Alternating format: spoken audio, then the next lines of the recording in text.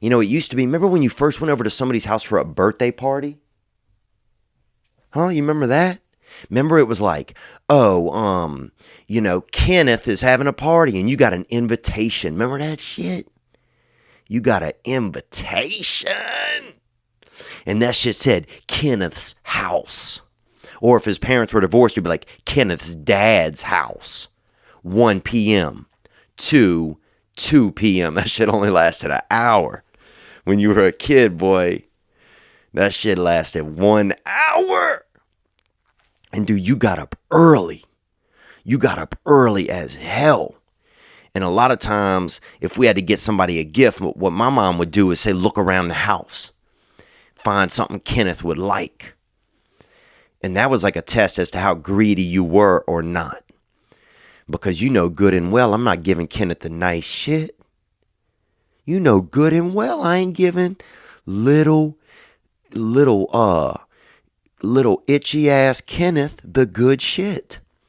I'm not giving him a new toy that I hadn't opened or, some money or anything. So I go around the house, bruh.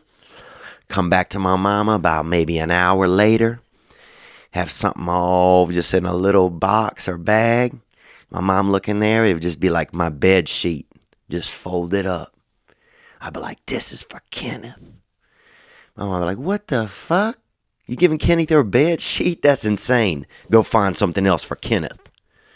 And you would do something wild. You would maybe break Kenneth off a couple cheese slices or something. Or maybe something, you wrap him up a couple of batteries or something. It was just different. You find anything around the house. Oh, Kenneth will love this Phillips head screwdriver. The next thing you know, 4-year-old Kenneth out there with a Phillips head. Those were the days. But remember that when you went to somebody's party? You were like, Mom, is it time to go yet? She'd be like, no, it's 9 a.m. You'd be like, oh, fuck. What comes after 9? 1 p.m.? And she'd be like, no. No wonder you wrapped up a bed sheet for Kenneth.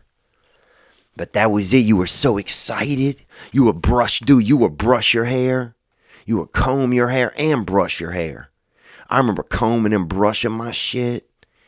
Putting that hairspray, dude, because I grew up in the hairspray belt. You fix everybody put hairspray on everything. Sometimes if your carpet got real old and mashed down, I remember in my neighborhood, a lot of mothers would go around with like a Brillo brush kind of and brush it up and then spray it with hairspray to give it that pop. To give you a step that give you, put a little bit of, it will put a little bit of crunch under your bare foot in the house, but it would give your carpet that lift, make it look fresh and new. Right off that carpet truck. Because they also had, if you wanted to get carpet, they had a carpet truck about every 6 months come through. And it would park up there off of Lee Road, down by where I was from. And you go up there and pick a color out. And they'd have 3 or 4 colors. Maybe get you in. One of the colors would always be fucking crazy. You'd be like, damn, they got fuchsia. So, but a couple sisters come through and grab that fuchsia out of the gate. A couple brothers or a couple loked out white dudes come through and they put carpet in their fucking car. I mean, it wasn't crazy when I was young to get into somebody's car and have it fully covered in carpet. I mean, it was just a different time back then. It was just more of a style thing. But yeah, you remember that birthday party? And then there was fucking Kenneth's gift. And that thing was sitting on the table. And man, all morning you had to walk around and just, you were like, fuck, man. Why Kenneth getting everything? And I ain't getting nothing. And by about 11 a.m., that's what your mom would be hearing. I never get anything. Kenneth gets everything. And meanwhile, you don't even fucking know who Kenneth is. You were one of those second or third degree friends that you just got, that was back when you got invited because you had to. That was like the old Facebook, 4-year-old birthday parties. It was like you had to know people. You had no escape. So 11 a.m., you crying now in the living room. Kenneth's shit is all wrapped up. You can't even remember what you got him. You didn't fucking get him shit. You gave him a couple color pencils that you had. and maybe a yo-yo. Y'all got a little 40-cent yo-yo or something and put it in there. Meanwhile, you don't even know Kenneth, the dude in your class, ain't even got any arms. So now you fucking getting an armless kid a yo-yo, but you're not even there yet. So you crying, you pissed off, your mom's pissed off now.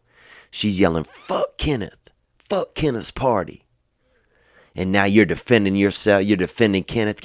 Kenneth, his mom is a nice lady. Now your mom's pissed at Kenneth's mom. Your mom starts whooping your ass because you're crying and screaming and fighting in the living room. Now you got your ass beat. Now you cry yourself to sleep. You take about a 40-minute nap. It's 20-1. You get up. It's time to go to Kenneth's. And you get to Kenneth's. And man, the place is lit. The place is lit as fuck. People got Kool-Aid all colored on their mouth from drinking Kool-Aid. They got that one 4-year-old kid. He can't even fucking talk yet. They got one kid sitting by themselves just looking at the wall. They got that kid, little Andrea. And they just living life. And somebody's in the backyard and somebody ran and, they got a sprinkler fucking going. And it's a real shithole, but it don't matter because this is Kenneth's party. And those are the days, man. I remember those days. And we would go to this place called Roller Kingdom. Now, sometime whenever you got about 6 or 7, you was able to skate. You had that ability to skate. And so you go to straight up Roller Kingdom, man. It was dark in there, people touching each other's assholes and everything, all kind of wild shit. It's so dark, you'll lick your sister's titty in there. And that's natural activity out there because look, man, when roller skates come on, that shit got me hard, bro. I was that little jouster out there on them skates, dude.